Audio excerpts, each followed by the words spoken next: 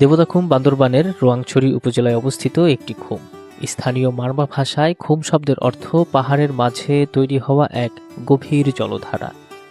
একসময় পাহাড়ি মানুষের বিশ্বাস ছিল এই খুমে দেবতা বা পাহাড়িদের আত্মা বসবাস করে। সেই বিশ্বাস থেকেই নাম দেওয়া হয় দেবতাখুম। আগে এই জায়গাটি ছিল খুবই রহস্যময় ও দুর্গম। সাধারণ মানুষের প্রবেশ প্রায় নিষিদ্ধ ছিল।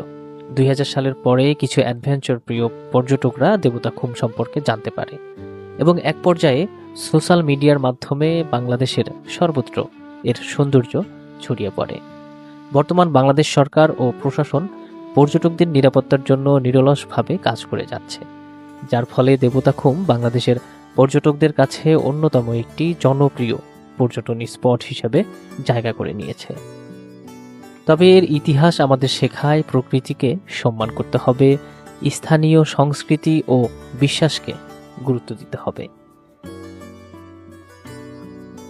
দেবতাখুম শুধু একটি ভ্রমণ গন্তব্য নয়, এটি পাহাড়ি মানুষের বিশ্বাস, প্রকৃতির শক্তি আর সময়ের সাক্ষী হিসেবে দাঁড়িয়ে থাকা এক অনন্য স্থান।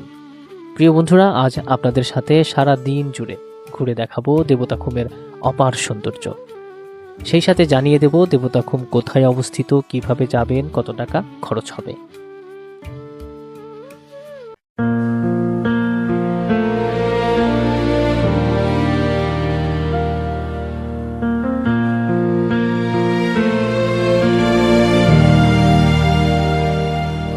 আমাদের ভ্রমণ যাত্রা শুরু হয় বান্দরবান শহর থেকে। সারা বাংলাদেশের যে কোনো জায়গা থেকে আসা যায় বান্দরবান। আমরা বান্দরবান আসার আগেই হোটেল প্লাজায় রুম বুক করে রাখি। আমাদের রুম ভাড়া কাপল বেড 2200 টাকা করে। রুমের ভেতরে যা যা থাকা দরকার তার সবকিছুই আছে। সকালে নাস্তা খেয়ে আমরা রওনা করি রোয়াংছড়ির উদ্দেশ্যে। যেতে সময় লাগবে আনুমানিক 1 ঘন্টার মতো। যাওয়া আসা চাঁদের গাড়ি ভাড়া দিতে হবে মোট 7000 টাকা। গাড়ি আমাদের নিয়ে যাবে কচ্ছপতলী বাজার পর্যন্ত। সেখান থেকে লোকাল গাইড নিয়ে পায়ে হেঁটে যেতে হবে নৌকার ঘাট পর্যন্ত। গাইড সবার প্রথমে আমাদের সবার এনআইডি কার্ডের ফটোকপি সংগ্রহ করে এবং সেনাবাহিনীর কাছ থেকে অনুমতি নিয়ে নেয়। তারপর আমাদের ফাইনালি যাত্রা শুরু করি পাহাড়ি পথ ধরে হেঁটে চলা। চারপাশে বিশাল বিশাল পাহাড়ের দখলদারি। পাহাড়ের গা বেয়ে নেমে গেছে গিরিপথ। মাঝে মাঝে খাড়া নিচে নামতে হয়। আর এই হাঁটাই হলো পাহাড়ের আসল অ্যাডভেঞ্চার। সাবধানে দেখে বুঝে পথ চলতে হয়। এভাবে পথ চলার আলাদা একটা অভিজ্ঞতার দরকার আছে। যারা পাহাড়ে ঘুরতে আসে তাদের এই অভিজ্ঞতাটা হয়ে যায়। কোথাও আবার ছোট ছোট ঝিরি পথ। শীতের সকালে ঠান্ডা স্বচ্ছ পানিতে পা ভিজিয়ে আমরা পথ চলতে থাকি। যেতে যেতে আমাদের চোখের সামনে ধরা পড়ে বিশাল এক পাড়া, যার নাম শিলবান্ধা। এটি একটি পাহাড়ি গ্রাম। এই গ্রামের ভেতর দিয়েই যেতে হয় দেবতাখুম। প্রিয় বন্ধুরা, আমরা আস্তে আস্তে শিলবান্ধা পাড়ায় চলে এসেছি। এই তো হাঁটতে হাঁটতে একেবারে আমরা টায়ার্ড হয়ে গেছি, কিন্তু ভালো লাগার আসলে শেষ নাই। সুন্দর, সব সময় সুন্দর। আসলে ফুলে কাটা থাকে, ফুল সুন্দর। তো এই যে হাঁটা পথের দীর্ঘ ক্লান্তি, এক একটা ঘর বাড়ি, মানে আমরাও তো গ্রামে ঘর বাড়ি বানাই, পাহাড়িরাও বানাই। দেখেন পার্থক্যটা কিন্তু অনেক। এই যে কি সুন্দর করে বাঁশ চাটাইয়ের ঘর, এখানেই থাকতে ইচ্ছে করে।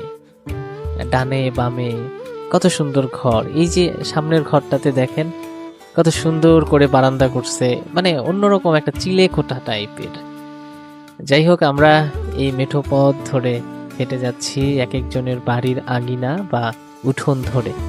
সামনের বাড়িটা দেখেন আবার কি সুন্দরভাবে নকশা করা, মানে অস্থির একটা পরিবেশ, কি সুন্দর। মানে মানুষের ভেতর যে শিল্পের ছোঁয়া, তাদের ঘরগুলো কিন্তু এমনিতেই সুন্দর, যথেষ্ট ভালো লাগে। তারপরেও দেখেন কি সুন্দর শিল্পের ছোঁয়ায় এঁকেছে ঘর, কত রঙিন করে বুনেছে।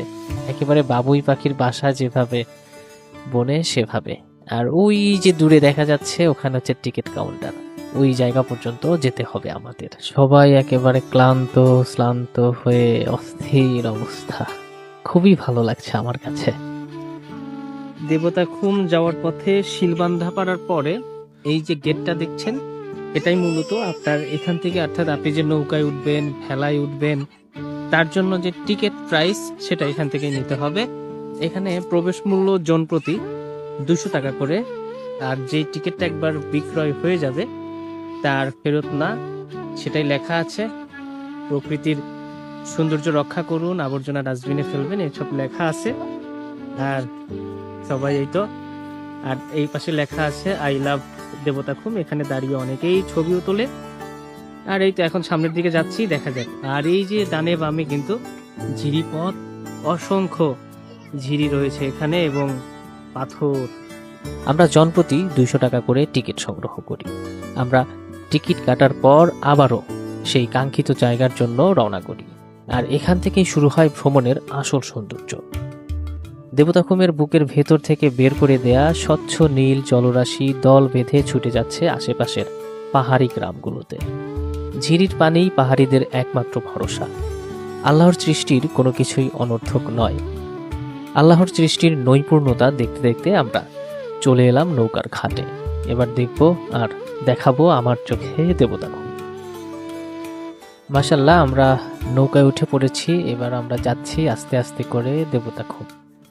এখানে কিন্তু দুইটা পার্ট আছে, মাঝখানে একটা পার্টিশন আছে পাথরের।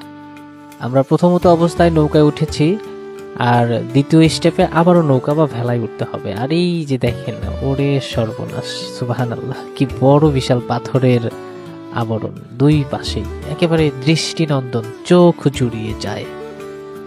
আমরা প্রায় কাছাকাছি চলে আসছি। এই যে ছোট ছোট নৌকা, এরা মূলত হচ্ছে ওই পারের লোকজনদেরকে নিয়ে আসে। আর এপারে নেমে সামনে হচ্ছে একটা জায়গা রয়েছে, এখান থেকেই আপনাকে নৌকার সিরিয়াল নিতে হবে। আপনাকে অপশন দেওয়া হবে আপনি নৌকায় যাবেন নাকি বাঁশের ভেলাতে যাবেন, যেটাতে খুশি সেটাতেই যেতে পারেন। আর জনপ্রতি 200 টাকা করে তো আমরা প্রথমেই দিয়েছি সেই কাউন্টারে, ওটাই এখানকার নৌকা ভাড়া। তো আমরা দ্বিতীয়বারের মতো আবারও নৌকা চেঞ্জ করে যাচ্ছি দেবতাখুমের দিকে। ভেতরে স্যাঁতস্যাঁতে পরিবেশ, চারপাশে সবুজ, একটা ঠান্ডা হিমেল হাওয়া বইছে। তাপমাত্রা কিন্তু এই মুহূর্তে যদিও প্রচুর শীত, সারা বাংলাদেশে 10-15 ডিগ্রি সেলসিয়াস, কিন্তু এই জায়গাতে তাপমাত্রা অত্যন্ত সহনীয়। আমরা যে শীতের প্রচুর পরিমাণে প্রস্তুতি নিয়ে এসেছিলাম তার কোনো কিছুই লাগেনি, অর্থাৎ সব বিফলে গেছে। তবে চাঁদের গাড়িতে যখন আপনি আসবেন তখন প্রচণ্ড লেভেলের ঠান্ডা লাগবে, আর এখানে যখন ঢুকবেন তখন কিন্তু অতটা ঠান্ডা লাগবে না। তো দেখেন কি সুন্দর, আল্লাহ, আমি আর কি বলবো, এটা বলার মতো আসলে কিছু থাকে না। দেবতাখুম যেন প্রকৃতির হাতে আঁকা এক নিখুঁত জল রঙের ছবি, নীরব, গভীর আর মুগ্ধতায় ভরা। বান্দরবানের পাহাড়ে ঘেরা এই খুমের চারপাশে উঁচু উঁচু পাথরে দেয়াল, যেগুলো সবুজ শ্যাওলা আর লতা পাতায় মোড়ানো। সূর্যের আলো যখন সরু ফাঁক বেয়ে নেমে আসে তখন পানির বুকে তৈরি হয় রূপালী আভা, মনে হয় স্বর্গের কোনো দরজা খুলে গেছে।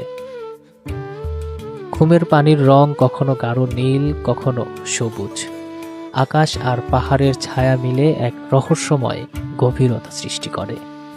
চারপাশে পাহাড়ি ঝর্ণার কলকল ধ্বনি, পাখির ডাক আর বাতাসে পাতার মৃদু ফিসফিসানি মিলেমিশে একাকার হয়ে অপার্থিব সৌন্দর্য তৈরি করে।